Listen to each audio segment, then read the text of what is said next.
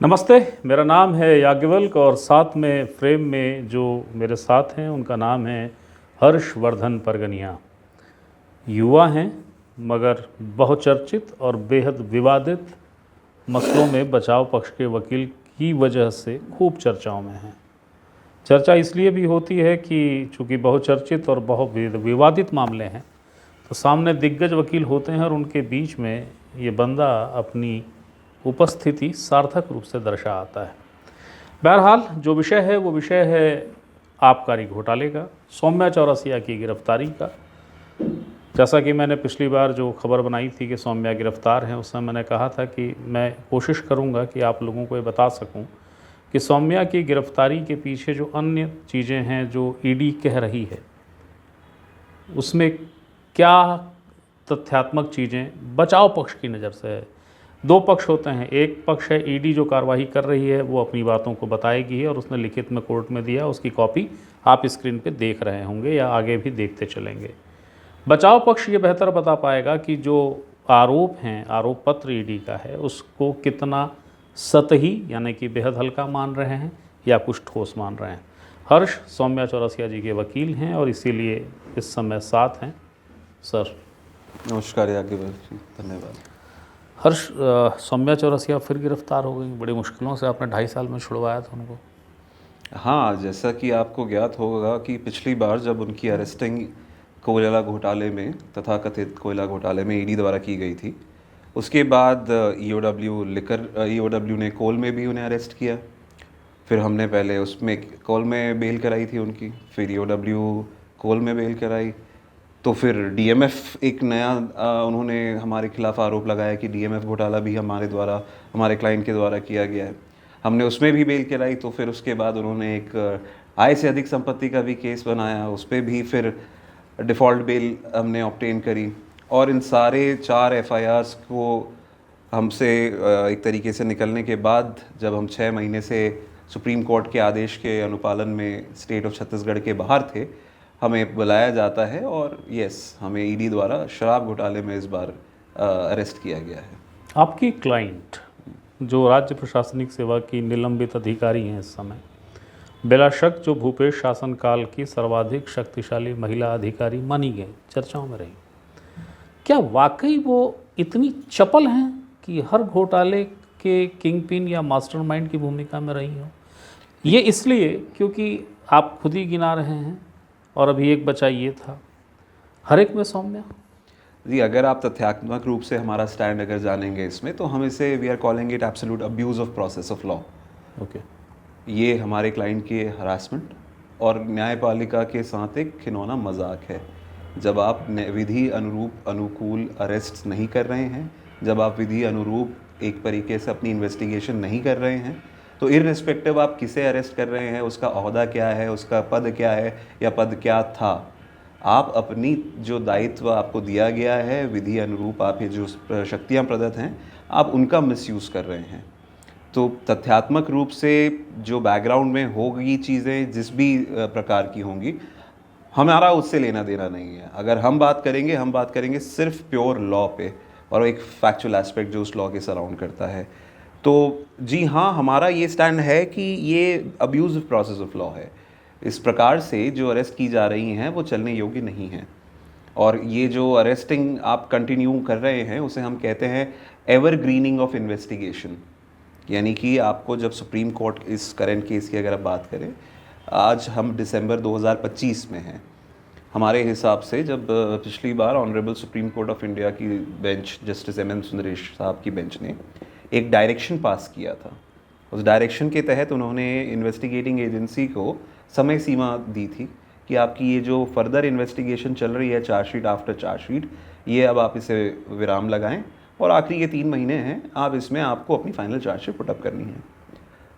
Final chargesheet के आखिरी के 5 दिनों में जो फैक्ट्स इनके पास में, जो एविडेंस सो कॉल्ड इनके पास में 2020 से मौजूद हैं, उस पर ये चूज़ करते हैं कि हम और अरेस्ट करेंगे। अब इस पर मैं और क्या कहूँ। जो आबकारी का मामला है जिसमें हालिया दिनों सौम्या गिरफ्तार हुई हैं, तो मैं उस रिमांड नोट को पढ़ रहा था एक चीज़ मैं थोड़ी सी क्लियर कर देता हूँ। जो रिमांड नोट होता है दरअसल वो पुलिस की चार्जशीट की तरह होता है। आरोपी को गिरफ्तार किया गया है और उसके बाद पुलिस या जो एजेंसी है वो एजेंसी ये बताती है कि हमने इन्हें क्यों गिरफ्तार किया है, हमारे पास क्या ग्राउंड है। उसमें लिखी हर बात पत्थर की लिखी इबारत नहीं है कि जो उन्होंने लिख दिया है वही अंतिम सत्य हो। ईडी के मामले में ये एक स्थापित सत्य है कि 0.कुछ% ही जो उनके केसेस होते हैं उसमें सज़ा होती है। यही औसत थोड़े बेहतर अंदाज में पुलिस का है, मगर असली जो भी निर्णय होता है वो अदालत में होता है और उसकी एक लंबी प्रक्रिया है। तो ये जो एक ट्रेंड सा चल निकला है कि किसी गवर्नमेंट एजेंसी ने कुछ लिख कर दिया और उसी को अंतिम सत्य माना जाए, तो थोड़ा उससे हटना चाहिए। बहरहाल मैं उसी मुद्दे पे आ रहा हूँ सर। वो जो रिमांड नोट है, उस रिमांड नोट में कुछ नाम हैं जी, जिसको हम ग्राउंड ऑफ अरेस्ट भी कहते हैं, वो तो शुरू में ही आप लोगों को मिल गया था। उसमें एक नाम आता है के श्रीवास्तव जी। क्या आप बता सकेंगे कि के श्रीवास्तव जी के बयान में क्या था?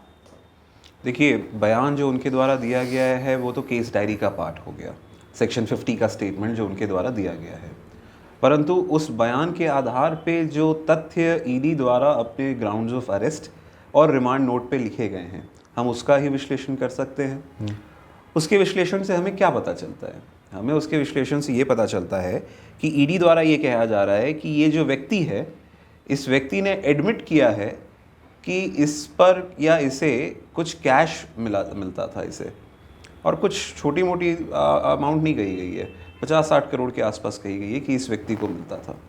फिर ये व्यक्ति उस कैश को लेकर पॉइंट ए से पॉइंट बी जाया करता था, और फिर ये जो व्यक्ति है किसी के डायरेक्शन में इस पर्टिकुलरली तथाकथित कैश को हवाला के ज़रिए कहीं भेजा करता था।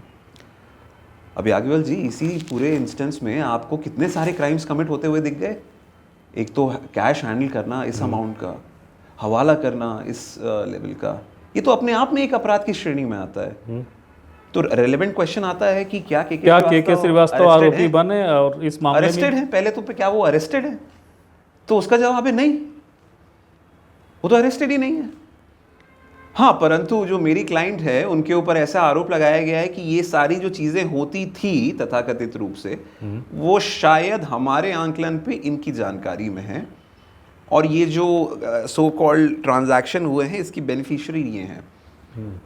तो मेरा ये पहला प्रोसिक्यूशन से सवाल था, और इनफैक्ट हमारा ये ऑब्जेक्शन भी आया है कि अगर इस व्यक्ति जो एडमिट कर रहा है अपने स्टेटमेंट्स में कि मेरे द्वारा ये सारे कृत्य किए गए और उसे अरेस्ट नहीं किया जा रहा है, तो क्या ये कहना सही है, उचित होगा कि उसे अरेस्ट का भय दिखा के उसे कहा जा रहा है कि आप ये स्टेटमेंट दीजिए, और उस स्टेटमेंट के आधार पे आप अपने संबंधित व्यक्ति को अरेस्ट कर रहे हैं, जिसे आप चाहते हैं पिक एंड चूज, जो हम कह रहे हैं कि आप अपनी सहूलियत के हिसाब से एक इन्वेस्टिगेशन को एवरग्रीन कर रहे हैं, सुप्रीम कोर्ट के आदेश का पालन नहीं कर रहे हैं, और आप एक अपनी पसंद के व्यक्ति को, जिसे आपको छोड़ना है आप छोड़ रहे हैं, जिसे अरेस्ट करना है अरेस्ट कर रहे हैं, और ये इलीगैलिटी है।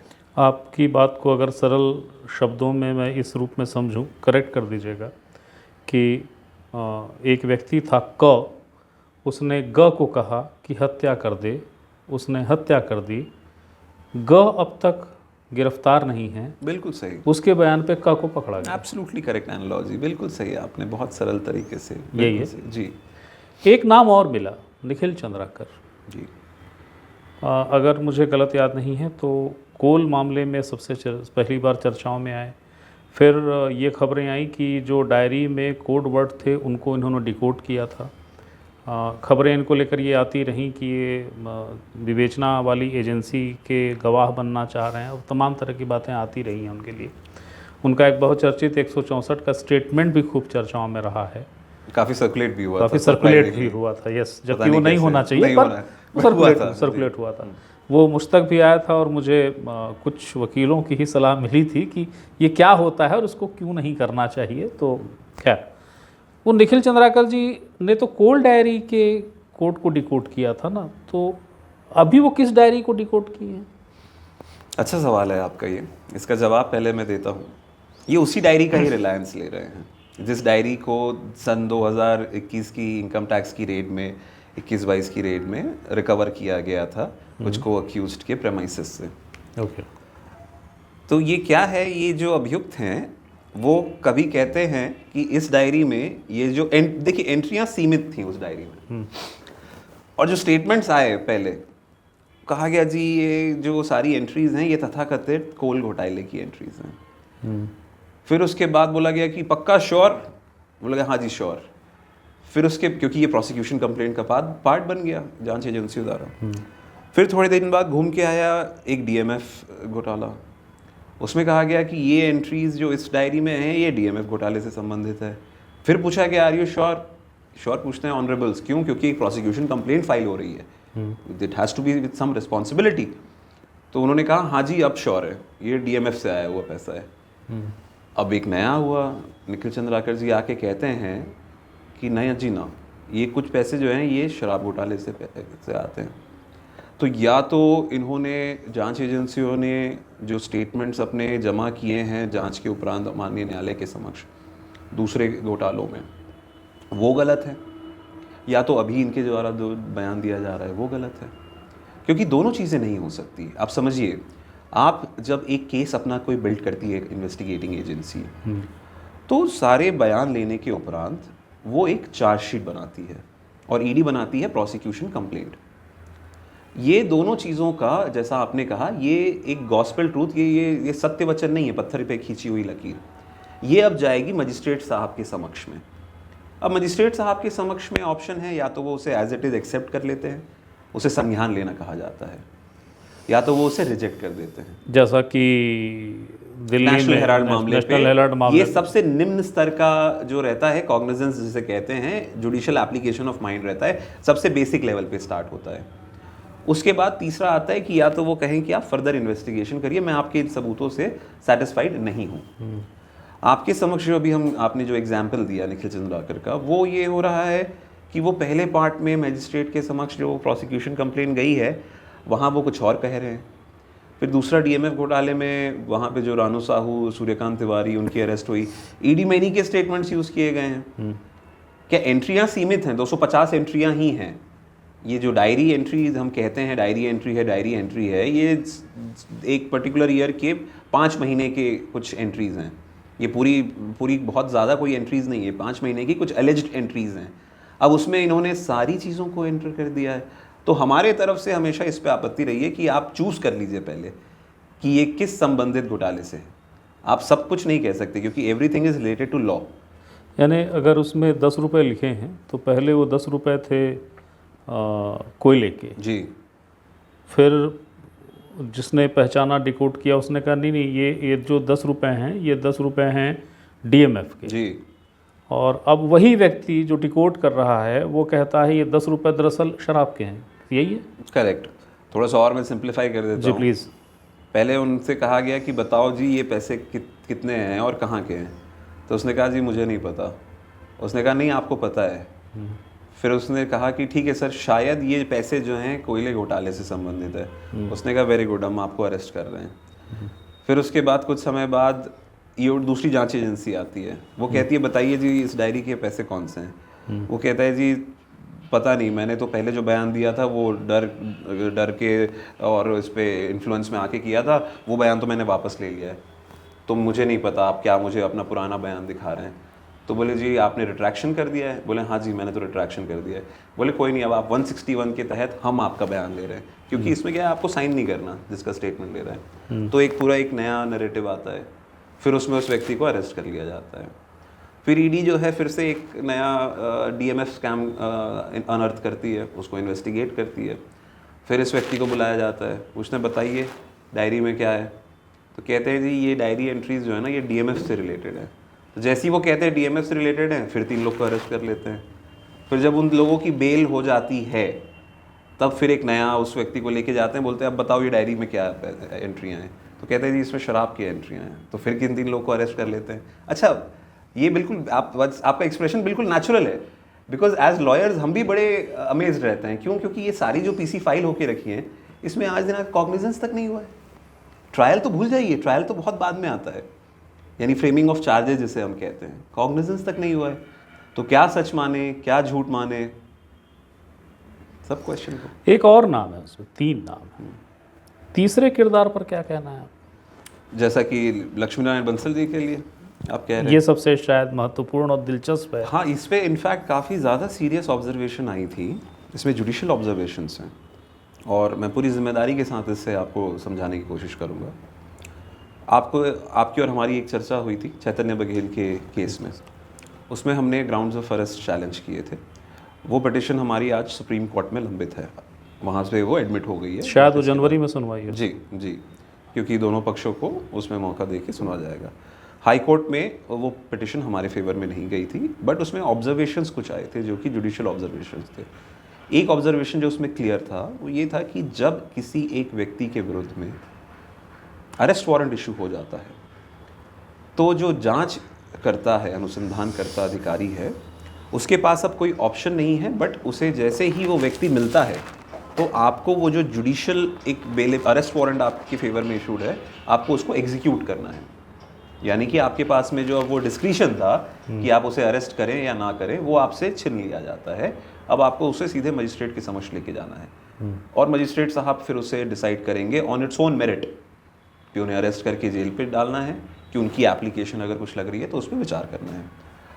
हमारे सामने एक क्लासिक केस है जिसमें multiple times honourable high court के द्वारा ये पॉइंट आउट किया गया कि एक ऐसा व्यक्ति, ईडी को भी और ईओडब्ल्यू को भी, एक ऐसा व्यक्ति जिसके विरुद्ध आपने अरेस्ट वारंट इशू करा के रखा हुआ है, अरेस्ट वारंट की डेट है 30/5/2025 और आप उसके बाद के स्टेटमेंट्स हमारे समक्ष प्रस्तुत कर रहे हैं, तो या तो ये अरेस्ट वारंट आपके लिए कोई मायने नहीं रखता, या तो ये जो इसके बाद के स्टेटमेंट्स है वो हमारे समक्ष कोई मायने नहीं रखेंगे। तो इस चीज़ पे अभी भी डिस्प्यूट है, इसी पे ये अभी एक तरीके से सब जुडिस है। तो मैं इस पे इतना ही अभी कहना चाहूँगा। लक्ष्मी नारायण बंसल उर्फ पप्पू बंसल, यही वो नाम उस समय भी आपने बताया था जब चैतन्य अरेस्ट हुए। ये नाम का जिक्र अभी फिर मिल रहा है रिमांड नोट में। जी, तो मैं उस प्रक्रिया को उतना नहीं जानता हूँ, इसलिए आपसे पूछ रहा हूँ, ये रुक रुक के बयान होता है और रुक रुक के याद आता है, या एक ही बार के बयान में सारी चीज़ें आती हैं? जब चैतन्य को बताया तब क्या उसने सौम्या को बताया होगा उन्होंने? जो ये बयान हमने देखे थे, जो आर्ग्यूमेंट के बाद प्रोसिक्यूशन कंप्लेंट फाइल हुई चैतन्य बघेल के केस में, और उसमें जो उनका स्टेटमेंट है, उसमें कहीं पर भी ये जिक्र नहीं है सौम्या चौरसिया के नाम का कि वो करता धरता थी या उनकी देख रेख में ऐसा होता था वैसा होता था। ये बाद में फिर एक स्टेटमेंट हो रहा है जिसमें ये बाद में फिर ईडी के समक्ष प्रस्तुत हो रहे हैं, ईडी के अधिकारी जानते हुए कि इस व्यक्ति के विरुद्ध में अरेस्ट वारंट है और ऑनरेबल हाई कोर्ट की क्या जुडिशियल प्रोनाउंसमेंट है, ये जानते हुए वो उसे बुलाते हैं या वो खुद आता है, वो बैठते हैं और उसके बाद अपना स्टेटमेंट देते हैं। ये एक नया स्टेटमेंट है, हर बार ये नए किरदार उसमें जोड़ते हैं कि नहीं नहीं जी आज किंग पिन ये है, फिर एक महीने बाद आके कहते हैं नहीं जी आज किंग पिन ये है। हो सकता है 1-2 महीने बाद आके आप और हम किंग पिन बन जाएं, उसमें क्या पता, क्योंकि ये व्यक्ति वैसा ही है। इसका हम कहते हैं reliability and credibility of witness. हमारी नज़र में अगर आप लीगली इसे देखें तो इसकी क्रेडिबिलिटी क्या रह गई? एक ऐसा व्यक्ति जिसके विरुद्ध अरेस्ट वारंट है, यानी वो अभी अरेस्ट होना चाहिए, वो हर बार आके अलग अलग बयान दे रहा है। अच्छा, खासकर तब जब इसी व्यक्ति के ऑन ओथ एफिडेविट पर दिए हुए बयान ऑनरेबल हाई कोर्ट के समक्ष प्रस्तुत किए गए थे। आपको याद होगा कि सन 2020 में एक इनकम टैक्स की रेड हुई थी। उस रेड में इस व्यक्ति के भी स्टेटमेंट्स लिए गए थे इनकम टैक्स एक्ट के अंतर्गत, जो कि अपने आप में एक एडमिसिबल पीस ऑफ एविडेंस है और वो जुडिशियल नोटिस लिया जाता है एसआरओ का। ऑन ओथ रहते हैं, ओथ पे दिए गए बयान का उसका महत्व रहता है। वहाँ पे ये व्यक्ति कहते हैं कि नंबर 1, मैंने कभी कोई किसी प्रकार का कैश हैंडल नहीं किया, जांच एजेंसियां मुझे बदनाम करने के लिए मेरे खिलाफ ये कार्रवाई कर रही है, मैं पूर्व मुख्यमंत्री, अभी जो पूर्व मुख्यमंत्री के कॉन्टेक्स्ट में मुख्यमंत्री जी हैं उनके क्लोज रहा हूं, बट आज तक मैंने कभी किसी प्रकार का कोई व्यापारिक संबंध नहीं रखा है, पारिवारिक तौर पे ही जानता था और इसलिए मुझे परेशान किया जा रहा है। फिर वो कहते हैं मुझे जांच एजेंसियां मुझ पर दबाव बना के मुझसे बयान लेने की कोशिश कर रही हैं। ये सब उनके ऑन ओथ स्टेटमेंट, ये पब्लिक डॉक्यूमेंट है क्योंकि हमने इसे अपनी 482 क्वेश्चन पिटिशंस के साथ में फाइल किया हुआ है। तो ऐसा व्यक्ति जो ये सारे बयान दिया है और उसके बाद फिर आज इस प्रकार से कर रहा है। अच्छा, जैसे ही चैतन्य गिरफ्तार हुए, उस गिरफ्तारी के कुछ दिनों बाद एक व्हाट्सएप चैट का स्क्रीनशॉट आया सामने, जो उस चैतन्य से रिलेटेड ईडी के केस का हिस्सा था। उसमें सौम्या चौरसिया का जिक्र था और उसको भी बड़ा महत्वपूर्ण डिजिटल एविडेंस मान रहे हैं। आप बताइए हर्ष, कितना महत्वपूर्ण डिजिटल एविडेंस है वो? ये ऑनरेबल सुप्रीम कोर्ट के जो रूलिंग्स हैं इनकम टैक्स साइड पे भी और क्रिमिनल जूरिस्प्रूडेंस साइड पे भी, दोनों ही तरफ में डिजिटल व्हाट्सएप चैट या diary loose entry reliable piece of evidence नहीं है। ये सेटल्ड लॉ है। एक इसमें एक्सेप्शन मिलता है कि अगर कहीं से किसी चीज़ों का कोलैबोरेशन किया जा रहा है, कनेक्ट हो जाए तो तब उतने पार्ट को आप रीड कर सकते हैं secondary piece of evidence, not primary piece of evidence. यहाँ हम जो देख रहे हैं, जो मैंने आपको स्टार्टिंग में कहा कि अगर आप प्रोसीजर जो लॉ द्वारा स्थापित है आप उसका परिपालन नहीं कर रहे हैं, तो आप अपनी ड्यूटीज़ जो हैं उस तरफ लॉ की तरफ में आप नहीं पालन कर रहे हैं। तो आपका जो सवाल था उसका जवाब बिल्कुल क्लियर है कि ये रिलायबल पीस ऑफ एविडेंस नहीं होते हैं, इनकी क्रेडिबिलिटी बिल्कुल नहीं होती है, क्योंकि ये ट्रायल का जो स्टेज आता है ये तब इन्हें यूज़ किया जाता है। अभी आप जो देख रहे हैं वो प्रारंभिक स्तर पर एज अ गिल्ट प्रूफ करने के लिए सिर्फ इसे ही यूज़ किया जा रहा है कुछ एलिज्ड स्टेटमेंट्स के साथ में, और वो स्टेटमेंट्स भी डिस्प्यूटेड विटनेसेस के हैं। तो इसलिए मेरी राय में, मेरी जानकारी में, मेरी अंडरस्टैंडिंग में ये रिलायबल पीसेस ऑफ एविडेंस नहीं है। हर्ष, एक बात बार बार कही जाती है, चूँकि आप लगातार उस औरे के इर्द गिर्द हैं, बात कही जाती है कि भूपेश बघेल को गिरफ्तार किया जाना है, किए जा सकते हैं, सारी कवायद कसरत वही सब लेकर है। ये प्रश्न आपसे इसलिए पूछ रहा हूँ, एक क्योंकि आप बचाव पक्ष के वकील हैं, दो आप उन लोगों के सीधे तौर पर वकील हैं जिनको भूपेश बघेल के विश्वास पात्रों में जोड़ा जाता है, एक तो खैर उनके पुत्र ही हैं। क्या कहीं आपको ऐसा लगता है कि आने वाले समय में भूपेश बघेल बतौर आरोपी गिरफ्तार हो सकते हैं? ये जांच एजेंसी का प्रेरोगेटिव है।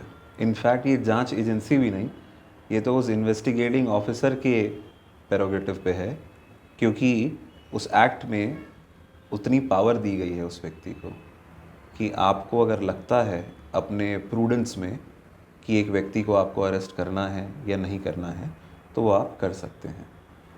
तो ये गिरफ्तार करने का आधार उसको यकीन होना चाहिए कि हाँ मैं गिरफ्तार कर सकता हूँ। तो ये आज हम जो देख रहे हैं ट्रेंड, हमारी दलील तो यही है कि ये सारी जो इन्वेस्टिगेशन चल रही है, फर्दर इन्वेस्टिगेशन, ये चलने योग्य नहीं है।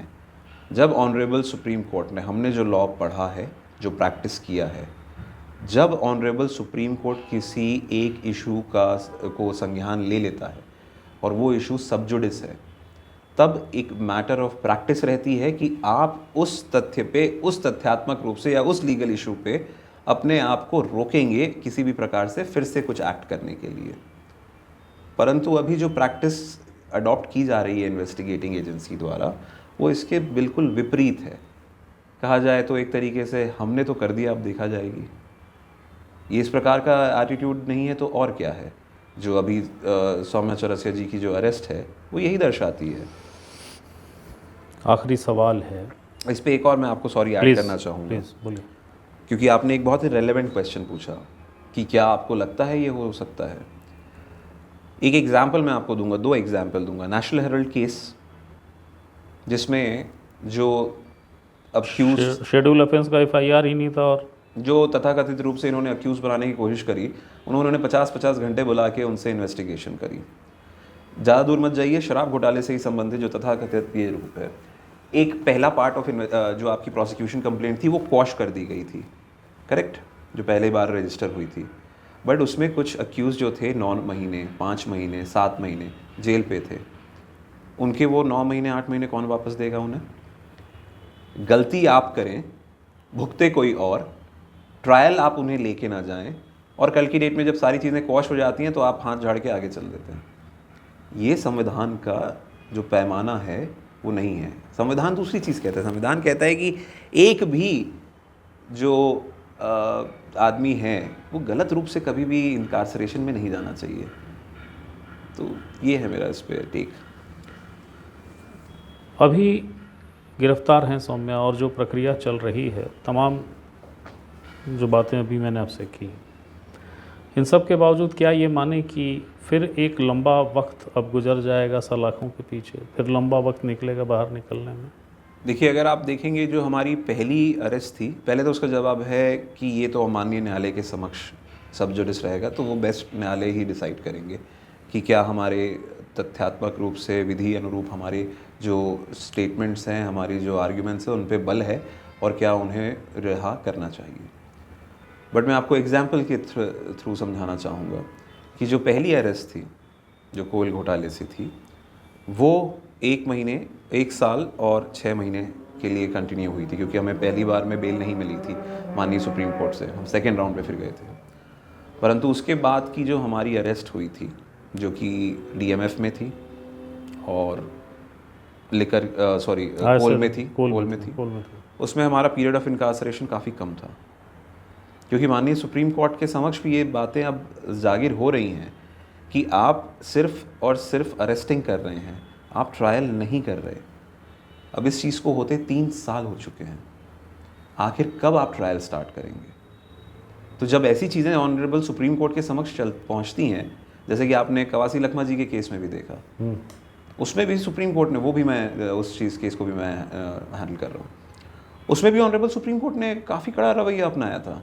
उन्होंने इन्वेस्टिगेटिंग ऑफिसर का पर्सनल एफिडेविट मंगवाया है शराब घोटाले में कि आप बताइए कि आप क्या इन्वेस्टिगेट कर रहे हैं और ये कब तक आप करेंगे और इसकी समय सीमा क्या है। तो आपके इस सवाल का जवाब इन्हीं सब तीनों चीज़ों में है। यूँ मैंने आखिरी कहा था, पर एक चीज़ याद आ गई है। आप चूँकि ईओडब्ल्यू के भी केस को देख रहे हो, ईडी के केस को भी देख रहे हो, क्या आप मुझे ये बता सकेंगे बेसिकली आबकारी घोटाला, जिसे शराब घोटाला भी प्रचलन में कहा जाता है, कितने 100 करोड़ का है? ईडी का फिगर कुछ और है, बिल्कुल ईओडब्ल्यू का फिगर कुछ और है। घोटाला एक ही है, पीरियड घोटाले का भी वही है, आरोपी भी समान रूप से वही हैं, फिगर चेंज हो रहा है। ज़्यादा घोटाले की गंभीरता से जांच क्या ईओडब्ल्यू कर रही है? क्या है मतलब फिगर के हिसाब से? मुझे भी इसमें एक डाउट है, क्योंकि हम इसे हाइपोथेटिकल फिगर्स में बात करेंगे, क्योंकि एक कहता है 2000 करोड़, दूसरा कहता है 3000 करोड़। हमारा जो इसमें आंकलन है, जो हमने इन्हीं के स्टेटमेंट्स पढ़े, हमें ये दिखा कि शायद इन्होंने जो शराब कंपनियों के मालिक थे, उनकी कुछ कैलकुलेशंस गलत करी हैं, या उनकी कैलकुलेशंस को नहीं ऐड किया है या ज़्यादा ऐड कर दिया है। क्योंकि एक तरफ तो ईडी इन्हें कहती है कि देखिए सारे फसाद की जड़ देखिए ये है, नकली शराब ये बना रहे थे तथाकथित रूप से, नकली शराब होलोग्राम नहीं, नकली होलोग्राम तो तभी लगेगा ना जब शराब भी अनअकाउंटेड होगी। उसे बनाना तो किसे चाहिए ना।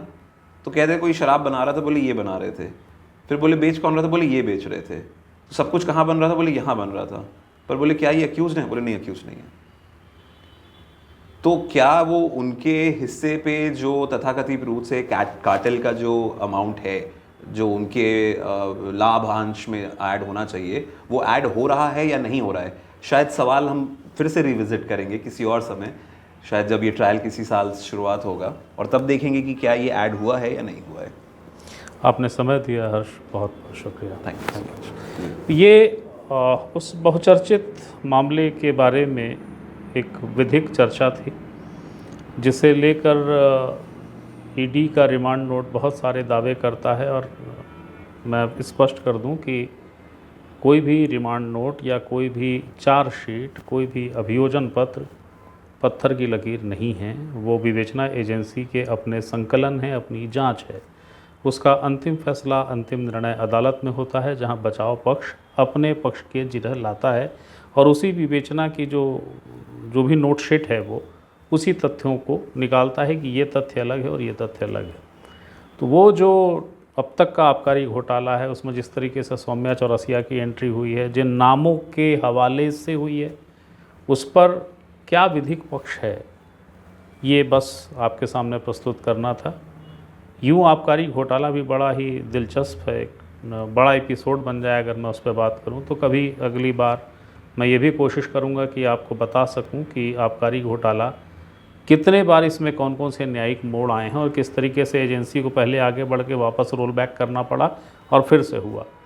एक चीज़ और आपको बता देता हूं कि जिस आबकारी घोटाले और कोयला घोटाले को लेकर जांच हुई है, जिसमें 2 एजेंसियां जांच कर रही हैं, वो भी बहुत दिलचस्प कथा है, मगर समय का अभाव है और निश्चित तौर पे एक दिन उस पर भी आएंगे। आज जो ये चर्चा थी, ये भी याद रखिएगा, जैसा मैंने चार्जशीट के संबंध में बताया, ये सिर्फ एक पक्ष है जो मैं समझ रहा था और हर्ष ने बड़ी व्यस्ततम समय में से उदारता के साथ समय दिया, तो इसको विधिक चर्चा के रूप में लीजिए। ये भी कोई अंतिम फैसला नहीं है, ये भी कोई अंतिम निर्णय नहीं है, क्योंकि अंतिम निर्णय मैं भी जानता हूँ, आप भी जानते हैं, हर्ष भी जानते हैं, अदालत में होगा। तो फिर कोई महत्वपूर्ण बात हो, फिर कोई ज़रूरी सूचना हो, वो देने आपके सामने फिर हाजिर होऊंगा, क्योंकि हर सूचना और जानकारी पे अधिकार सिर्फ आपका है, मैं सिर्फ माध्यम हूँ। प्रणाम।